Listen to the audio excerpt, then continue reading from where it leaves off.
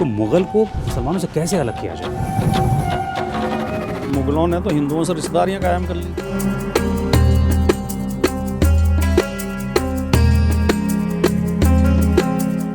Mughal period में तो बहुत अच्छी आर्थिक व्यवस्था थी देश की। वो मस्जिदों के बाहर जाकर वो हनुमान चालीसा पढ़ लेते हैं, चर्च में जाके हनुमान चालीसा पढ़ते हैं, हाँ, जबकि वो मंदिर में नहीं जाते हैं।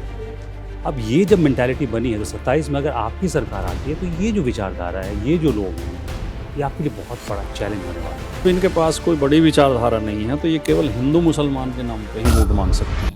तो इस वक्त हिंदुस्तान में खतरा एक्चुअली है क्या? मुसलमान सबसे बड़ा खतरा है, या खतरा अनएम्प्लॉयमेंट है, या खतरा इलिटरेसी है, या जो रिलीजन के ठेकेदार जो हर तरफ बैठे हुए हैं? भारतीय जनता पार्टी वैचारिक तौर पे एक दिवालिया पार्टी है। गोलवलकर ने जो अपनी एक किताब लिखी थी बंच ऑफ थॉट्स, उसमें लिखा है कि मुसलमान, ईसाई और कम्युनिस्ट ये हमारे आंतरिक शत्रु हैं। चुप रहना, अन्याय का साथ देना। यहाँ तक की स्थिति है कि ऐसा कहने पे भी लोग गाली देने लगते हैं। 1 करोड़ लोग हर साल, पॉलिसीज की कमी, हेल्थ केयर की कमी, सरकार बहुत सारी चीज़ों पर ध्यान नहीं दे रही है, इसकी वजह से मर रहे हैं।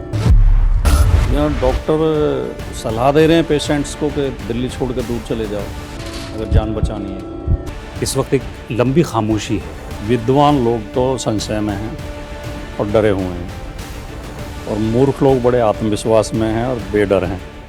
तो बदलाव कैसे होगा? ये सोच कैसे बदलेगी कि भाई आपको अन्याय के खिलाफ खड़ा होना है? सरकारों ने इनसे हाथ झाड़ लिए हैं बिल्कुल। मुलायम सिंह यादव कहे जाते थे, फिर तब मौलाना राजकुमार भाटी भी हो जाएंगे। आपको कन्वर्जन के भी कहा गया, कन्वर्ट हो जाइए, नमाज़ पढ़ लीजिए। किसी भी धर्म के अनुसार ना मैं मस्जिद में जाता हूँ ना मैं मंदिर में जाता हूँ, क्योंकि मैं उसकी ज़रूरत नहीं समझता। क्या रोड मैप है 27 के इलेक्शन का समाजवादी पार्टी का? पिछले 2 साल में बीजेपी बहुत एक्सपोज हुई है, लोगों को उसकी असलियत पता चली है। बीजेपी मुसलमान चिल्ला के, मुसलमान से हमें डरा के हमारे हक मार रही है। रीजनल पार्टीज आमतौर पे पहले जातियों पे काम करती थी, बीजेपी ने क्या किया, 80 बनाम 20 पे काम करना शुरू किया। समाजवादी पार्टी कभी MY के समीकरण पर नहीं चली। समाजवादी पार्टी से 10 गुना ज़्यादा जातिवाद बीजेपी करती है। अब 27 के इलेक्शन में ये जो उनकी जाति वाली राजनीति है, इसके खिलाफ आप क्या करेंगे? कि कुछ कट्टर हिंदू कट्टर मुसलमान हैं दोनों तरफ, वरना ज़्यादा तादाद में इंसान हैं दोनों तरफ। अगर आप अच्छा नहीं बोल सकते तो खामोश रहिए, लेकिन अगर आप अच्छा बोल सकते हैं तो खामोश रहना गुनाह है। आज मेरे साथ एक ऐसी शख्सियत, एक ऐसी हस्ती हैं जो खुद कहते हैं कि चुप रहना अन्याय का साथ देना है। मेरे साथ हैं समाजवादी पार्टी के नेशनल स्पोक्सपर्सन राजकुमार भाटी जी। जर्नलिस्ट रहे हैं, अध्यापक रहे हैं, बहुत अच्छा बोलते हैं, हर सब्जेक्ट पे उनकी मजबूत पकड़ है। इनको सुनना बहुत ज़रूरी है। ये न्यूट्रल हैं, अनबाइज्ड हैं, अनफिल्टर्ड हैं। भाटी साहब, बहुत बहुत इस्तकबाल है आपका। आपकी बात से शुरू करूंगा कि चुप रहना अन्याय है या अन्याय का साथ देना है। इस वक्त एक लंबी खामोशी है, जो लोग बोल रहे हैं वो एक तरफ से बोल रहे हैं, न्यूट्रल आवाज़ें बहुत कम हैं। किसी हद तक आप ठीक कह रहे हैं, मैं आपकी बात से सहमत हूँ। इन दोनों हो ये रहा है कि विद्वान लोग तो संशय में हैं और डरे हुए हैं, और मूर्ख लोग बड़े आत्मविश्वास में हैं और बेडर हैं। जी, बिल्कुल बेखौफ घूम रहे हैं। दूसरे शब्द प्रयोग करूं तो अन्याय करने वाले आत्मविश्वास से भरे हुए हैं और अन्याय सहने वाले डरे हुए हैं। तो यहाँ तक की स्थिति है कि ऐसा कहने पे भी लोग गाली देने लगते हैं। देश का माहौल इतना ख़राब हो रहा है कि ये कहने लगे मात्र के अन्याय हो रहा है या हम डरे हुए हैं, इस पर भी गाली देने लगते हैं। और तो हालत ख़राब है, और इसलिए हम कहते हैं कि बोलना चाहिए, हक के लिए बोलना चाहिए, सच के लिए बोलना चाहिए, न्याय के लिए बोलना चाहिए, समाज हित में और देश हित में बोलना चाहिए। हाँ, मगर आजकल जो एक दिक्कत है वो ये है कि जो कार्यकर्ता हैं वो ज़ाहिर एक तरफ रहेंगे, वो अपनी पार्टी के लिए बोलेंगे। जो गरीब हैं वो बेनिफिशियरीज़ हो गए हैं, उनको बहुत सारी चीज़ें मुफ्त मिल रही हैं, चाहे वो डेटा हो, चाहे वो अनाज हो, राशन हो, पैसे हों, और बहुत सारे चीज़ें को मुफ्त मिल रही है। तो बदलाव कैसे होगा, ये सोच कैसे बदलेगी कि भाई आपको अन्याय के खिलाफ खड़ा होना है? देखिए, गरीब के पक्ष में, कमज़ोर के पक्ष में तो सरकारों को नीतियाँ बनानी चाहिए, कार्यक्रम बनाने चाहिए और उन्हें राहत देनी चाहिए। लेकिन अनाज या कैश देने के बजाय उन्हें अवसर देने चाहिए। शिक्षा का स्तर सुधारना चाहिए, शिक्षा के अवसर बढ़ाने चाहिए। अब जो हमारी न्यू एजुकेशन पॉलिसी आई है, उसमें शिक्षा और ज़्यादा महंगी हो गई है। शिक्षा का निजीकरण, शिक्षा और स्वास्थ्य 2 ऐसे क्षेत्र हैं, जब देश आज़ाद हुआ था तो सरकारों ने ये तय किया था, शिक्षा और स्वास्थ्य सरकारी क्षेत्र में होंगे बिल्कुल। और निःशुल्क उपलब्ध कराए जाएंगे और सबको एक समान उपलब्ध कराए जाएंगे, सबको एक जैसी शिक्षा, एक जैसा इलाज, और शिक्षा और स्वास्थ्य की जिम्मेदारी सरकार की होगी। लेकिन धीरे धीरे अब 2025 आते आते सरकारों ने इनसे हाथ झाड़ लिए हैं बिल्कुल, और शिक्षा और स्वास्थ्य को पूरी तरह प्राइवेट सेक्टर में कर दिया। तो इसी से मैं कह रहा हूँ और कि हालत ये जी। है, नहीं तारिक जी, मैं एक बात जो ये ज़रूर कहना चाहूँगा मैं इस मौके का फ़ायदा उठा के आपके सवाल का, कि देश में 85-90% लोग ऐसे हैं जिनकी पहुंच से बाहर हो चुकी हैं ये दोनों चीज़ें। जी। अगर एक बच्चा बीमार हो जाए और उसे प्राइवेट हॉस्पिटल में एडमिट कर दें खाली बुखार में, 1-2 लाख रुपए से कम का बिल नहीं आता। बिल्कुल। और देश में जहां प्रधानमंत्री खुद कह रहे हैं कि 85 करोड़ लोगों को हम 5 किलो अनाज दे रहे हैं, जो 5 किलो अनाज पर निर्भर हैं वो 2 लाख रुपए का इलाज कैसे करा पाएंगे अपने बच्चे का? यही हालत शिक्षा की हो गई है। जो न्यू एजुकेशन पॉलिसी आने से पहले 4 लाख 5 लाख तक भी MBBS कर रहे थे बच्चे। इतना जुगाड़ आदमी कुछ कर्जा वर्जा लेके कोई जेवर बेच के कर लेता था। लेकिन नई पॉलिसी में 50 लाख से कम में MBBS हो ही नहीं रही। तो जो डॉक्टर बनेंगे या जो अच्छे पदों तक पहुँचेंगे, जो अच्छी शिक्षा अर्जित करेंगे, वो सब पैसे वालों के बच्चे करेंगे। एलीट पहले से ही है वो। गरीब लोगों की पहुँच से शिक्षा बाहर हो गई है, तो ये खराब हालत है। तो अब आप बात कर रहे थे सरकार की पॉलिसीज़ की। अभी इंदौर में आपने देखा वो कंटेमिनेटेड वाटर वाला पूरा इशू हुआ, 10-11 लोग मरे भी उसमें। मेरे पास एक डेटा है कि हर साल लगभग 1.6 मिलियन, मतलब 1.5 से 2 मिलियन लोग, मतलब 15 से 20 लाख लोग एयर पोल्यूशन और उससे रिलेटेड डिजीज़ से मरते हैं। 8-9 लाख लोग कंटेमिनेटेड वाटर की वजह से मरते हैं। 1,77,000 लोग हर साल रोड एक्सीडेंट में मरते हैं। मतलब लगभग 500 लोग हर रोज़ मर रहे हैं रोड एक्सीडेंट में। इतने ही लोग हर साल 2.25 लाख के आसपास सुइसाइड करते हैं। 2 मिलियन से ज़्यादा, 20 लाख से ज़्यादा लोग कार्डियोवास्कुलर डिजीज़ेस, कैंसर, डायबिटीज़, इन सब से मरते हैं। मगर अगर मैं इन सबको जोड़ दूँ तो नेचुरल डेथ छोड़ के लगभग 1 करोड़ लोग हर साल पॉलिसीज़ की कमी, हेल्थ केयर की कमी, या सरकार बहुत सारी चीज़ों पे ध्यान नहीं दे रही है, इसकी वजह से मर रहे हैं लोग। सिस्टम की कमी की वजह से मरते हैं। सिस्टम की कमी की वजह से। और ये मैं किसी एक सरकार को नहीं कह रहा हूँ, ये पूरे देश की हाँ, पॉलिसी नहीं, है। इसके लिए हर सब स्टेट की जिम्मेदार पॉलिसी, सब हैं। जिम्मेदार हैं। देश का एक नागरिक एक-एक, जिम्मेदार बिल्कुल। है, केवल सरकारें नहीं, नागरिक भी। अब जहाँ हम बैठे हैं नोएडा में, ये विश्व का सबसे प्रदूषित शहर हो गया है, दिल्ली, नोएडा।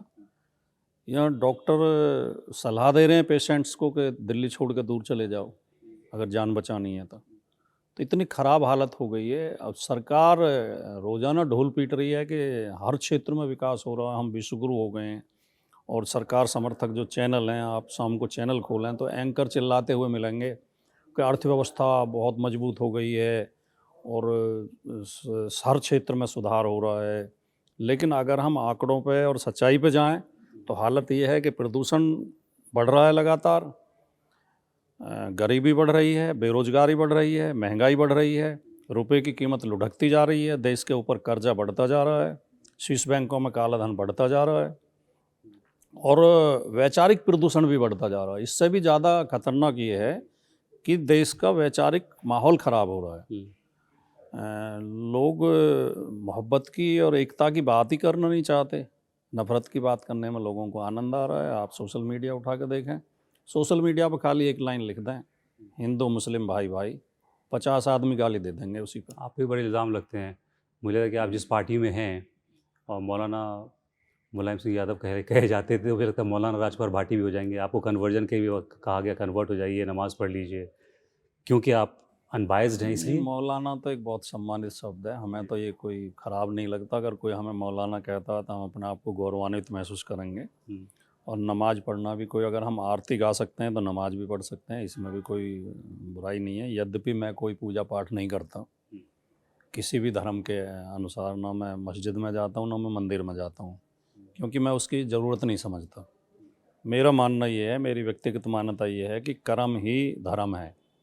अगर हमारे कर्म ठीक हैं तो ईश्वर हमसे प्रसन्न है, फिर कर्म कांड की किसी की ज़रूरत है नहीं। हम्म, तो वो अपनी अपनी सोच है, और सोच में आदमी को स्वतंत्र होना चाहिए। उस पर कोई, हम ना किसी की आस्था को चोट पहुंचाना चाहते हैं, ना किसी की आस्था का अपमान करना चाहते हैं, लेकिन व्यक्तिगत तौर पे हर आदमी स्वतंत्र है। बिल्कुल।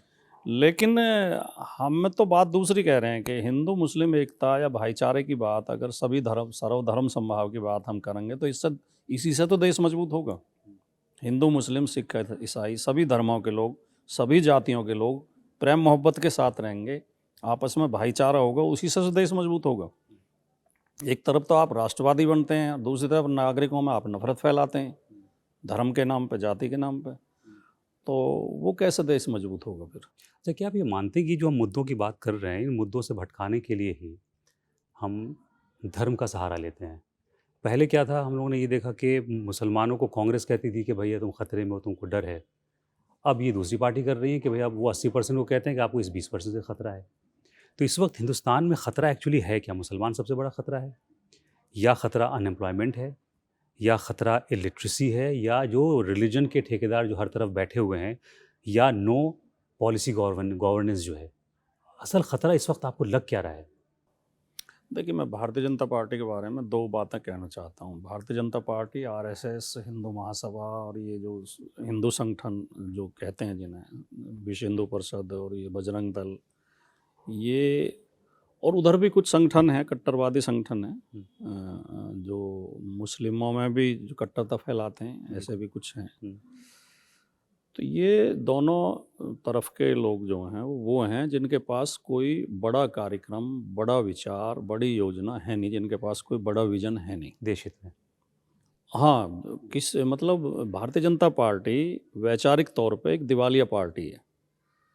भारतीय जनता पार्टी के पास ना तो कोई बड़ा नेता है जो इनके आदर्श जिन्हें कहें, इनके पास ले दे के कौन है, सावरकर हैं, गोडसे हैं, गोलवलकर हैं, उन्हें किसी भी क्षेत्र में कोई बड़े व्यक्तित्व तो माने नहीं जाते।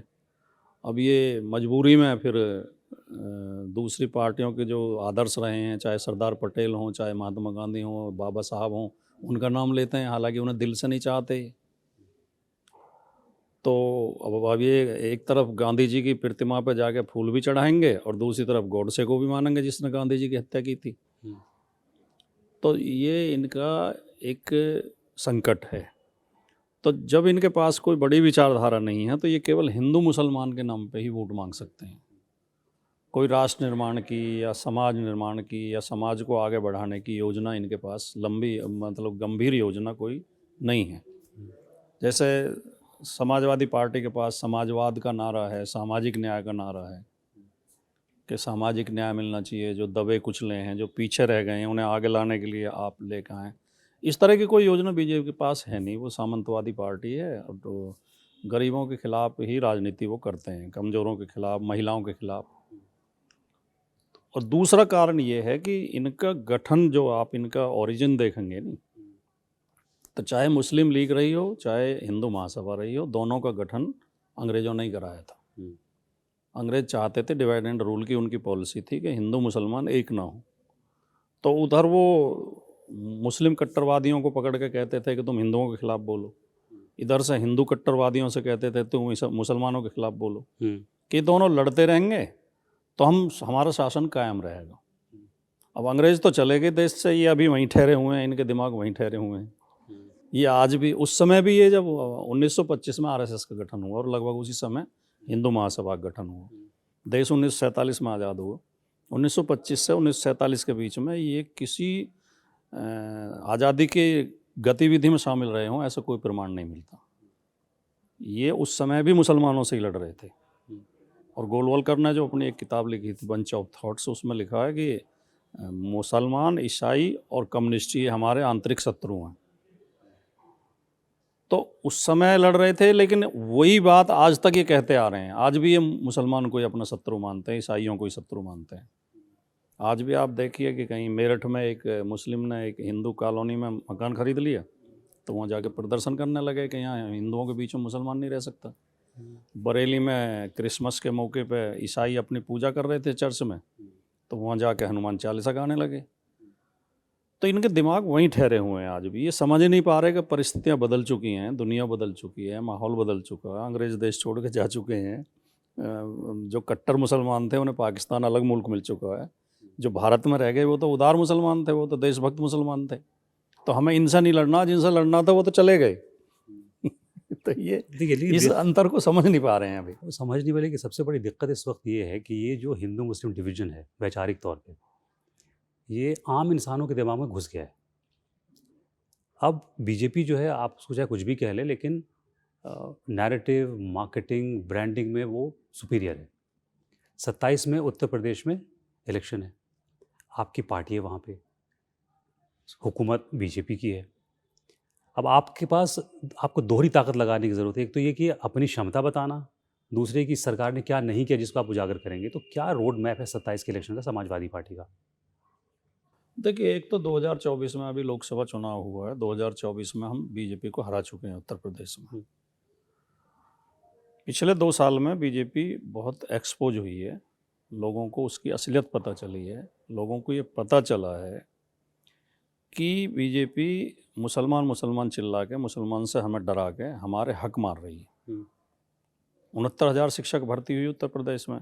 ओबीसी और एससी की नौकरियां कम कर दी गई उसमें।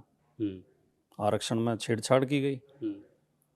लोगों ने शिकायत की राष्ट्रीय पिछड़ा वर्ग आयोग में। राष्ट्रीय पिछड़ा वर्ग आयोग की रिपोर्ट है कि हाँ 19,000 पद कम किए गए हैं, वो दिए जाएं इन्हें। योगी आदित्यनाथ ने नहीं सुनी बात, तो लोग हाई कोर्ट गए। हाई कोर्ट का आदेश है कि पुरानी मेरिट कैंसिल करके नई मेरिट लिस्ट बनाई जाए और ओबीसी को पूरा आरक्षण दिया जाए, ओबीसी और एससी को। वो नहीं किया। इसके बाद भी अब मुकदमा सुप्रीम कोर्ट में है। अभी पीछे 4-5 भर्ती निकली हैं अभी फ़िलहाल में ही, अभी तो भर्ती हुई भी नहीं है उत्तर प्रदेश। हाँ, जैसे राजस्व लेखपाल की निकली, उसमें ओबीसी के 717 पद कम कर दिए गए, 200 के करीब एससी के पद कम कर दिए गए। उसमें अखिलेश यादव जी ने आवाज़ उठाई, तो फिर जब सोशल मीडिया पे वो चला तो ये डर गए। इन्होंने दूसरा विज्ञापन निकाला और वो आरक्षण पूरा किया। इसी तरह मेडिकल ऑफिसर्स की जगह निकली हैं, उनमें भी धांधली है। तो ये चीज़ें अब ओबीसी को, जिसे जो अखिलेश जी ने एक नारा दिया पीडीए का, तो पिछड़ा, दलित, आदिवासी, अल्पसंख्यक और आधी आबादी जो महिलाओं के साथ भी अन्याय होता है। डॉक्टर लोहिया जब नारा देते थे कि संसो पाने बांधी गांठ, पिछड़ा पावे 100 में 60, तो उनके उस 60 में महिलाएं भी थीं। वो कहते थे महिलाएं किसी भी जाति की हों, वो पिछड़ी ही हैं, तो उन्हें भी विशेष अवसर देना चाहिए आगे लाने के लिए। तो ये इन वर्गों की अब समझ में बात आ गई है और ये वर्ग बीजेपी के खिलाफ खड़े हैं और समाजवादी पार्टी बहुत मजबूती के साथ 2027 की तैयारी कर रही है। और 2027 में भारतीय जनता पार्टी बहुत बुरी, अभी जो ये एसआईआर हुआ है, एसआईआर में समाजवादी पार्टी के कार्यकर्ताओं ने बहुत शानदार काम किया और ये बीजेपी के लोग भी मान रहे हैं। और योगी आदित्यनाथ इसलिए बौखलाए हुए हैं कि हमारी वोट कट गई। उल्टे मतलब योगी जी आरोप लगा रहे हैं कि हमारी वोट कट गई। और उन्होंने मेरठ में जो बयान दिया था, उन्होंने ये भी कहा कि समाजवादी पार्टी के लोगों ने अपनी सारी वोट बनवा ली हैं और हमारी वोट नहीं बनी है। तो समाजवादी पार्टी का कार्यकर्ता बहुत सक्रिय हुआ है और उसके एक आत्मविश्वास से भरा हुआ है और वैचारिक रूप से भी वो मतलब तैयार है और इनका मुकाबला बहुत मजबूती के साथ करेंगे। एक वोटर्स की बात अगर मैं करूं, वोट बैंक की बात अगर मैं करूं, तो हिंदुस्तान में जब से हम लोगों ने होश संभाला है, तो जो नेशनल पार्टी कांग्रेस थी वो सवर्णों की पार्टी और मुसलमानों को अपना वोट बैंक मानती थी। समाजवादी पार्टी एमवाई समीकरण पे काम करती थी, बिहार में आरजेडी एमवाई समीकरण पे काम करती थी। तो रीजनल पार्टीज आमतौर पे पहले जातियों पे काम करती थी। बीजेपी ने क्या किया, 80 बनाम 20 पे काम करना शुरू किया। उस 80 में उन्होंने तमाम हिंदुओं को ले लिया और दूसरा ये भी शुरू किया कि जो मुसलमानों में भी अशरफ और पसमानदा तबके थे, तो पसमानदा तबकों को अपनी तरफ खींचने की कोशिश की। ये जो उनका एक सोशल इंजीनियरिंग का जो था एक नैरेटिव, उसको कैसे आप लोग मुकाबला करेंगे? क्योंकि अभी ये मेंटालिटी यही है हिंदुस्तान में आम लोगों की। आम लोगों से मुराद जो लोग किसी न किसी पार्टी से जुड़े हैं, उनको ये लगता है कि अच्छा ये पार्टी जो है मुसलमानों को दबा के रख रही है, चले मुझे कुछ ना मिले कोई फ़र्क नहीं पड़ता है। तो इस मेंटालिटी से इस सोशल इंजीनियरिंग से कैसे आप लोग पार पाएँगे? नहीं, एक तो आपने जो एमवाई की बात की, समाजवादी पार्टी कभी एमवाई के समीकरण पर नहीं चली। ये आरोप भारतीय जनता पार्टी का है और इसे मीडिया उछालता है। एक ये सच्चाई है कि मीडिया में अभी सामाजिक न्याय नहीं आ पाया। मीडिया में 90% लोग उन्हीं सामंतवादी समाज से, सामंतवादी वर्ग से आते हैं, जो मीडिया के मुख्य चेहरे हैं, जो बड़ी बड़ी पोस्ट हैं, एडिटर हों या एंकर हों, उनमें ज़्यादातर एक वर्ग के ही लोग हैं, दलित और पिछड़े उनमें नहीं हैं। तो वो लोग भारतीय जनता पार्टी को बिल्कुल ब्लाइंडिंग सपोर्ट करते हैं पीछे से। भारतीय जनता पार्टी की कोई गलती भी हो तो उसे नहीं उठाएंगे। अखिलेश यादव जब मुख्यमंत्री थे, बदायूं में 2 लड़कियों ने आत्महत्या कर ली थी, पेड़ पे लटके मिली थी उनकी डेड बॉडी। तो न्यूज़ चैनल्स ने 1 सप्ताह तक अखिलेश जी की फ़ोटो लगा कर वो डेड बॉडी के फ़ोटो दिखा कर यूपी में जंगल राज, यूपी में जंगल राज। योगी जी के शासन में 100 से ज़्यादा घटनाएं हो चुकी हैं इस तरह की, जहाँ लड़कियों ने सुसाइड किया है। अब उन्हें जंगल राज दिखाई नहीं देता। तो मीडिया उन्हें सपोर्ट करती है। विपक्ष के खिलाफ नैरेटिव बनाने में मीडिया बड़ा काम करती है। एमवाई कह के समाजवादी पार्टी को बदनाम करते हैं। समाजवादी पार्टी सर्व समाज की पार्टी है। मुस्लिम का समर्थक हमें इसलिए बताते हैं कि हम मुसलमान से नफरत नहीं करते, हम हिंदू मुस्लिम एकता की बात करते हैं, भाईचारे की बात करते हैं। यही बात उन्हें ख़राब लगती है। वो चाहते हैं कि जैसे वो मुसलमान को गाली देते हैं हम भी गाली दें। हम इसमें विश्वास रखते हैं कि हिंदू मुस्लिम सिख ईसाई सब आपस में भाई भाई। तो ये फ़र्क है। दूसरी बात, जो जातिवाद की बात आपने की, समाजवादी पार्टी से 10 गुना ज़्यादा जातिवाद बीजेपी करती है। बीजेपी एकमात्र पार्टी है इस देश की जिसने प्रेस कॉन्फ्रेंस करके प्रधानमंत्री की जाति बताई थी, राष्ट्रपति की जाति बताई। उत्तर प्रदेश में जब योगी जी ने मंत्रिमंडल विस्तार किया तो लखनऊ में बोर्ड लगाया, बाकायदा उस पर लिखा हमने किस जाति के कितने मंत्री बनाए हैं। और 22 के चुनाव में, विधानसभा चुनाव से पहले, बीजेपी के दफ्तर में लखनऊ में जाति सम्मेलन हुए। क्षत्रिय सम्मेलन, ब्राह्मण सम्मेलन, गुर्जर सम्मेलन, जाट सम्मेलन, पाल सम्मेलन, कुशवाहा सम्मेलन, सबके सम्मेलन हुए। तो घोर जातिवादी पार्टी तो बीजेपी है। बट वो समाजवादी पार्टी तो सामाजिक न्याय की बात मानते हैं, वो इसको सोशल इंजीनियरिंग मानते हैं। नहीं, अब शब्द कोई ऐसा शब्द लिया है कि उनका अलायंस की ताकत है, तो मतलब है तो जातिवाद, बिल्कुल, लेकिन है ये अलायंस की ताकत सोशल इंजीनियरिंग कह के आप, ये तो वही बात होगी कि आप करें तो रासलीला और हम करें तो कैरेक्टर ढीला। मतलब वही काम हम करें तो हम जातिवादी और आप करें तो सोशल इंजीनियर। बात तो वही है। बात तो योगी आदित्यनाथ उपचुनाव में गाजियाबाद में अभी विधानसभा उपचुनाव हुए 24 के बाद, तो योगी आदित्यनाथ वोट मांगने आए। विजयनगर में उनका एक रोड शो हुआ 1 किलोमीटर लंबा। 1 किलोमीटर के रोड शो में 10 जातियों के मंच लगे हुए थे, बाकायदा जातियों का नाम लिख के। आपके आरकेओ में वो वीडियो मिल जाएगी, कहीं पड़ी होगी। गुर्जर समाज आपका स्वागत करता है, यादव समाज आपका स्वागत करता है, जाटव समाज आपका स्वागत करता है। ये तो इतने घोर जातिवादी हैं। 1 किलोमीटर में हर 100 मीटर पे जाति का मंच लगा हुआ था, और जातिवाद का आरोप हमारे ऊपर लगाएंगे। अब आप इसको जाति की राजनीति कह लीजिए, सोशल इंजीनियरिंग कह लीजिए, लेकिन इस वक्त ये है कि चाहे बिहार हो, अभी जो इलेक्शन हुआ है, और अभी उत्तर प्रदेश में अगले साल है, इसी सोशल इंजीनियरिंग या जाति के नाम पे आधारित राजनीति पे बीजेपी का अलायंस है। हर जाति के नेता उनके साथ हैं। जिन जिन जाति के नेताओं को उन्होंने अपनी तरफ कर लिया, एक अलायंस बना लिया है, और उनका इन्फ्लुएंस अपनी जाति पे जिस हद तक है वो है। फिर उनकी हिस्सेदारी होती है। तो वो क्या करते हैं कि जाति के नेता उनको उठा के अलायंस में डाला, फिर उनको हिस्सेदारी दे दी, सीट दे दी, मंत्री बना दिया। अब 27 के इलेक्शन में ये जो उनकी जाति वाली राजनीति है, इसके खिलाफ आप क्या करेंगे? देखिए, बिहार और उत्तर प्रदेश की परिस्थितियां पहले तो भिन्न हैं। बिहार के चुनाव परिणाम से उत्तर प्रदेश का आकलन नहीं कर सकते। जैसा कि मैंने लोकसभा का बताया, बिहार में खाली 4 सीट आरजेडी जीती थी, और हम 37 सीटें जीते हैं उत्तर प्रदेश में। तो समाजवादी पार्टी बहुत ज़्यादा मजबूत है उत्तर प्रदेश में। दूसरा, अगर जाति, ये बात आपकी ठीक है कि आपने एक असलियत कह दी। अभी आप थोड़ी देर पहले कह रहे थे कि भाई जातिवाद राजनीति से ऊपर उठी है बीजेपी। बीजेपी जाति पार्टियों के साथ गठबंधन करती है। उत्तर प्रदेश में भी जो एक एक जाति की पार्टी हैं 3-4, वो बीजेपी के साथ हैं। बीजेपी ने उनसे गठबंधन कर रखा है। लेकिन समाजवादी पार्टी के जातिवाद जो जाति की बात करती है और बीजेपी जो जाति की बात करती है, उसमें दोनों में फ़र्क है। ये अन्याय के लिए जाति का सहारा लेते हैं, हम न्याय के लिए जाति की बात करते हैं। हक मांगना जातिवाद नहीं है, हक मारना जातिवाद है। जैसे मैंने नौकरियों को उदाहरण दिया, हम बात करते हैं सामाजिक न्याय की, कि जो ये तो भारत का संविधान कहता है, इसमें कोई संदेह नहीं है कि भारत एक जातियों का देश है। लेकिन जातिवाद कम तब होगा जब जो जातियां मजबूत स्थिति में बैठी हैं, उनके बराबर में जो पीछे रह गई हैं जातियां, उन्हें विशेष अवसर देकर आगे लाया जाएगा, तो जातिवाद कम होगा। और अगर मजबूत और मजबूत होता जाएगा, कमज़ोर और कमज़ोर होता जाएगा, तो खाई बढ़ेगी। तो हम तो उन्हें विशेष अवसर देकर आगे लाने की बात करते हैं, बीजेपी इसमें आनाकानी करती है। तो हमारा जो जाति का जो मैटर है, हम जाति जनगणना की मांग कर रहे थे, या सामाजिक न्याय की बात उठाते हैं, या पीडीए की बात करते हैं, हम करते हैं न्याय के लिए, और ये जाति का नाम लेते हैं अन्याय के लिए।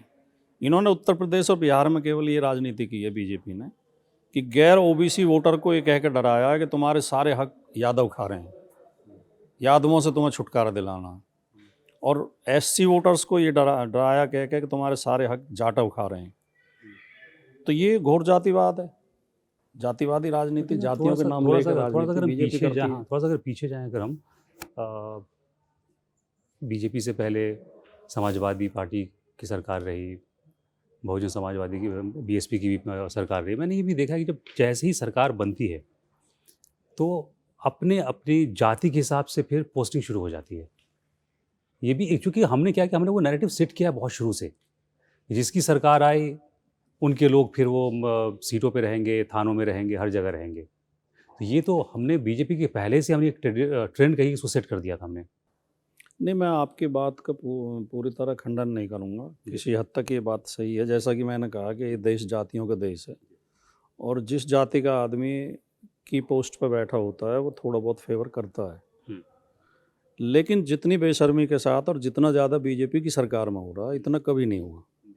जब समाजवादी पार्टी की सरकार थी तो इन्होंने आरोप लगाया था कि सारे डीएम एसएसपी यादव भर दिए हैं।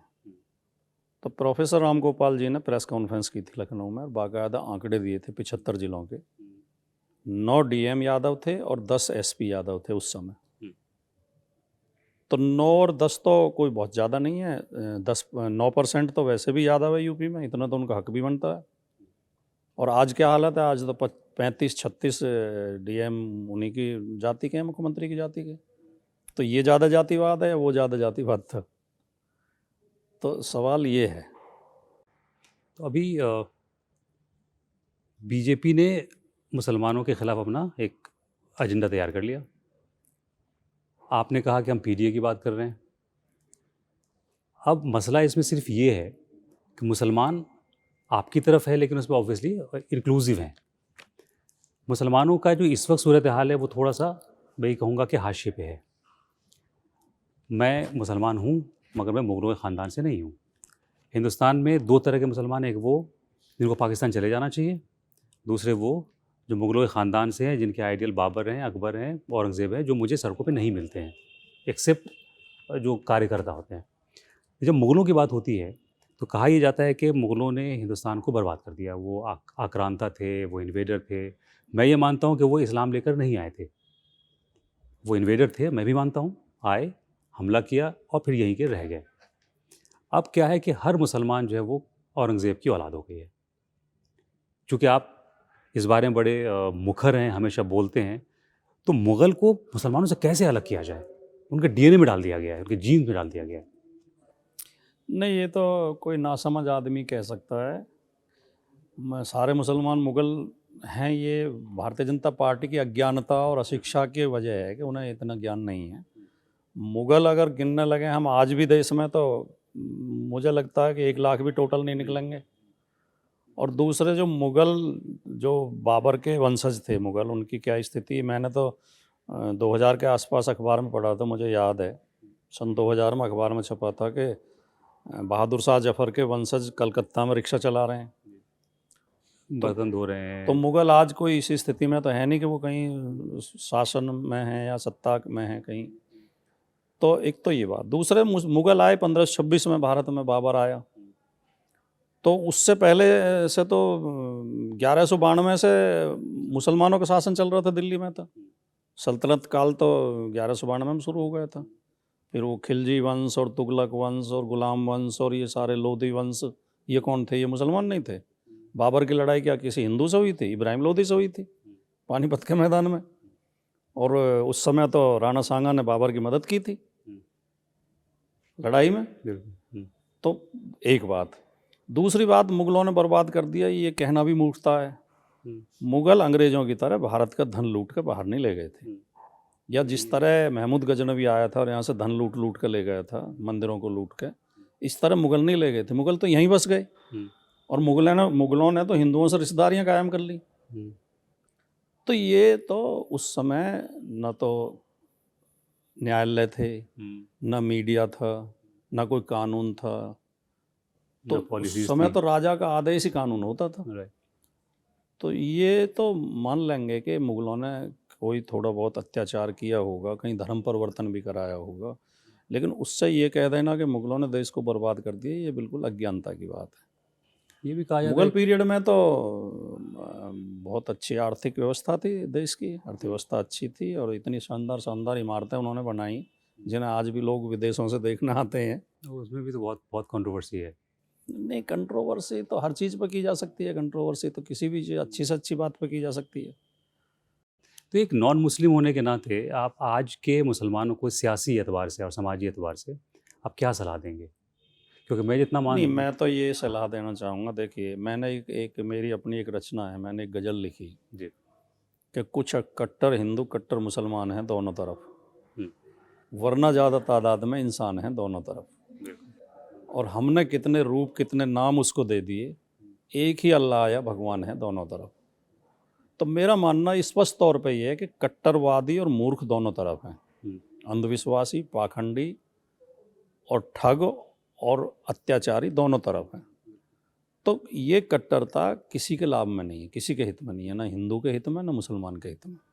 हमें उदारता अपनानी चाहिए, साइंटिफिक सोच की तरफ बढ़ना चाहिए, बच्चों को पढ़ाना चाहिए, तर्कशील बातों की तरफ जाना चाहिए, और हमें भाईचारा कायम करना चाहिए, आपस में भाईचारा कायम करना चाहिए। यही देश हित में है, यही समाज हित में है, और यही अपने समुदाय के हित में है, चाहे हिंदू हो चाहे मुसलमान हो।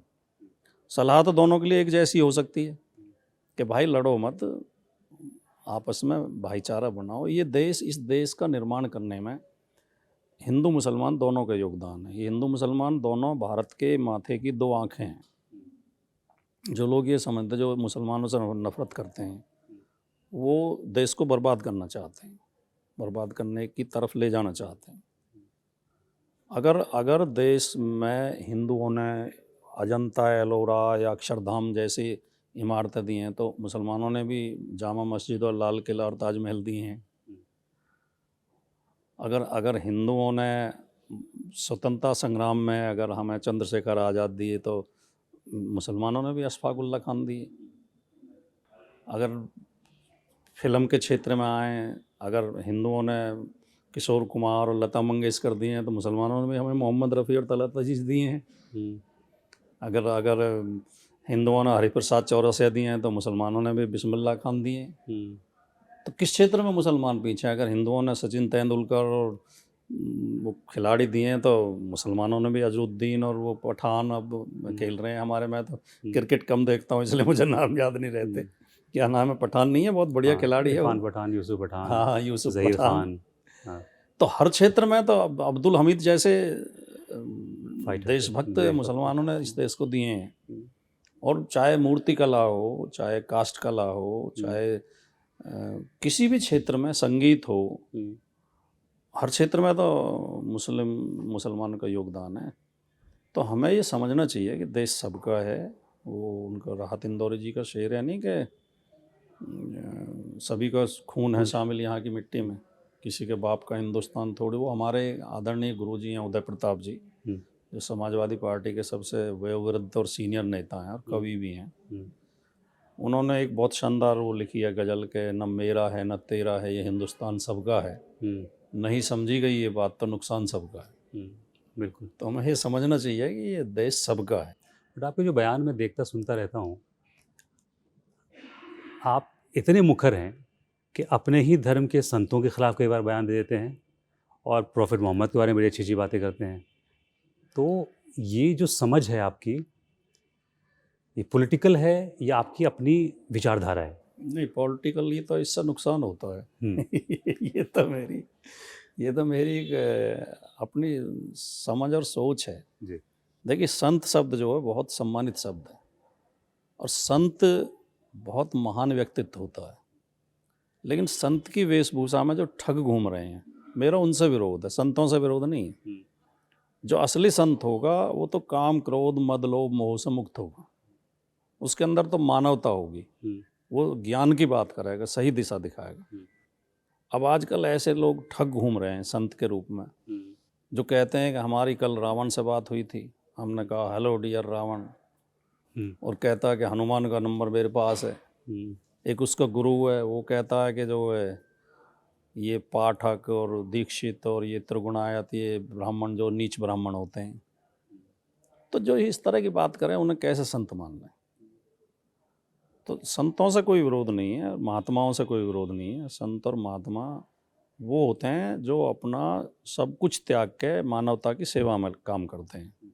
ये उल्टा काम कर रहे हैं, ये लोगों को लूट के अपना घर भर रहे हैं। चार्टेड प्लानों में उड़ते हैं, प्लेनों में उड़ते हैं, 5 स्टार होटल में रुकते हैं, बड़े बड़े आश्रम वो बना रखे हैं, ऐसी 5 स्टार आश्रम, और मोटी मोटी दक्षिणा लेते हैं। कथा कहने के 1-1 करोड़ 2-2 करोड़ रुपए लेते हैं, और फिर उन कथाओं में अंधविश्वास फैलाते हैं, जातिवाद फैलाते हैं। एक पार्टी का समर्थन करेंगे, दूसरी का विरोध करेंगे। संत को राजनीति की बातों से करने क्या मतलब कि इस पार्टी को वोट दो या उसे दो या इसे, तो ये इसलिए मैं कभी कभी विरोध भी मैं अपनी तरफ से नहीं करता। जब कोई सवाल पूछ लेता तो मैं बोल देता हूँ।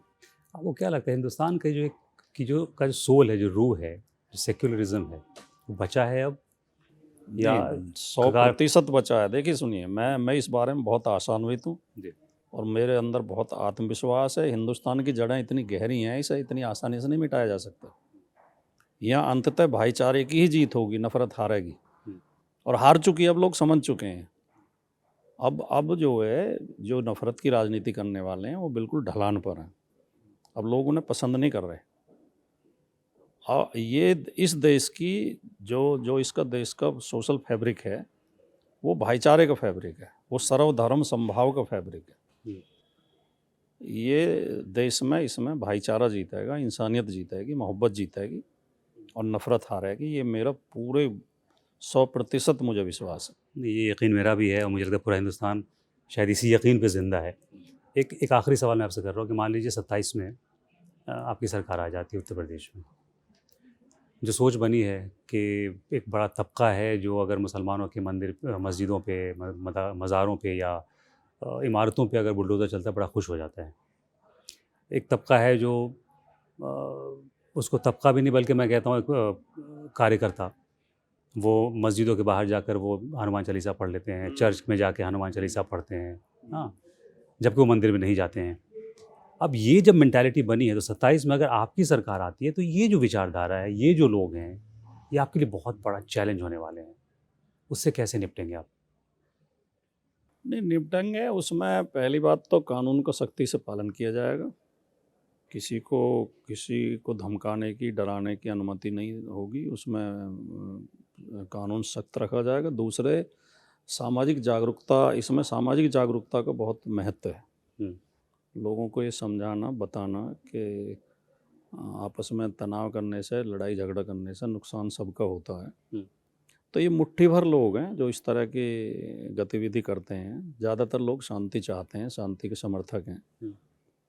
और एक बात ये भी है कि सरकारें अगर शिक्षा पर, रोजगार पर जितना ज़्यादा ध्यान देंगी उतना ये तनाव और फालतू की बातें कम होंगी।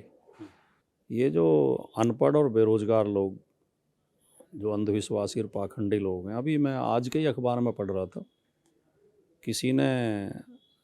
किसी उसने क्या होते हैं ये जो बताते हैं ओझा, एस्ट्रोलॉजर। हाँ हाँ, जो ओझा टाइप होते हैं, उसने किसी को बता दिया, उसे बच्चे नहीं हो रहे थे तो रात भर बाहर ठंड में बैठा रहा और उसकी मौत हो गई। ये इतना अंधविश्वास जो है, कई बच्चों को मार देते हैं बलि के नाम पे कि तुम्हें व्यापार में घाटा हो रहा है, तुम्हें वो हो जाएगा, एक बच्चे की बलि चढ़ा दो। और कई लोग खुद जो है, एक जगह कहीं टीवी पे आ रहा था कि उसमें लेट के ज़मीन पे ऊपर से गाय निकाली जा रही थी, उनके ऊपर से गाय जा रही थी ऐसे, वो भी कोई टोटका था। तो इस तरह का जो अंधविश्वास है, ये जो आदमी खुद अपनी जान पे खेल रहा है, वो दूसरे की जान लेने में उसे क्या दिक्कत है? तो ये उनकी मूर्खता की वजह से हो रहा है, नासमझी की वजह से, अज्ञानता, अशिक्षा की वजह से। तो लोगों को शिक्षित किया जाए और उन्हें रोज़गार दिया जाए तो ये तनाव कम होगा। मुसलमानों का क्या मुस्तकबिल देखते हैं हिंदुस्तान में आप? नहीं, जो हिंदुओं का मुस्तकबिल है वही मुसलमानों का, ये तो दोनों एक साथ चलेंगे कदम से कदम मिला के। अगर हिंदुओं का भविष्य अच्छा है तो मुसलमानों का भविष्य भी अच्छा है। भविष्य देश का होगा, किसी एक समुदाय का नहीं। तो मैं तो आशान्वित हूँ कि हिंदुओं का भविष्य भी अच्छा है और मुसलमान का भविष्य भी अच्छा है, हमारे देश का ही भविष्य अच्छा है। ये जो नफ़रत फैलाने वाले थे, इन्होंने 40-50 साल कोशिश करने के बाद ये पिछले 10 साल से कामयाब हो गए थोड़े से, वरना 50 साल 60 साल तक तो इन्हें किसी ने गंभीरता से ही नहीं लिया। इनकी 2-3 सीटें आती थी, इनकी ज़्यादातर जगह जमानत जब्त होती थी, इन्हें प्रत्याशी तक नहीं मिलते थे। अब तीसरी पीढ़ी आ गई, 2 पीढ़ी बदल गई आज़ादी के बाद। जिन 2 पीढ़ियों ने इनकी बदमाशियाँ देखी थी कि इन्होंने आज़ादी के आंदोलन में क्या रोल किए थे, उन्होंने तो इन्हें रिजेक्ट किए रखा। अब तीसरी पीढ़ी ऐसी आ गई जिसे पुरानी बातें ही पता नहीं है, वो इनके बहकावे में आ गए, इन्हें जो ये आ गए। आबादी है वो, हाँ? बहुत बड़ी आबादी है वो। तो अब वो भी समझ गए हैं। अब ये इनका फिर अब जो पराभव का दौर इनका शुरू होगा। अब तक ये अपनी जो हाईएस्ट चोटी पे पहुंच चुके हैं, चोटी पे पहुंचने के बाद फिर ढलान ही होता है। फिर अब इनका ढलान शुरू हो चुका है। ये 240 पे तो आ गए थे पिछले चुनाव में, और अगर चंद्रबाबू नायडू और नीतीश कुमार धोखा न देते तो सरकार इनकी बन नहीं रही थी, उन दोनों ने इनकी सरकार बनवा दी। तो आगे इन्हें लोग रिजेक्ट करेंगे और देश वही संविधान के रास्ते पर जाएगा। समाजवाद, पंथनिरपेक्षता, सामाजिक न्याय, लोकतंत्र का रास्ता जो बाबा साहब ने दिया है, जो भारत के संविधान का रास्ता है, उसी रास्ते पर देश आगे बढ़ेगा। और उसमें हिंदू का भी फ़ायदा है, मुसलमान का भी फ़ायदा है, पुरुष का भी फ़ायदा है, स्त्री का भी फ़ायदा है, सबका फ़ायदा है। भट्टी साहब, बहुत बहुत शुक्रिया। मैंने जानबूझ के कुछ इंडिविजुअल्स की बात आपसे नहीं की, उसका रीज़न ये था कि मैं हिंदुस्तान की बात करना चाहता हूँ। जी।